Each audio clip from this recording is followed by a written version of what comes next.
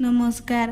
Ayurvedic solution PS channel को आपण मानक स्वागत जनाऊँगी। आजिकाली छोटरू वृद्ध पर्यंत सबू लोकंकु अजीर्ण रोग बाहरिलाणी। आज आसतु जानिबा घरोई उपचार द्वारा अजीर्ण रोग को किपरि भल करि परिबा। ध्यान दे शुणन्तु।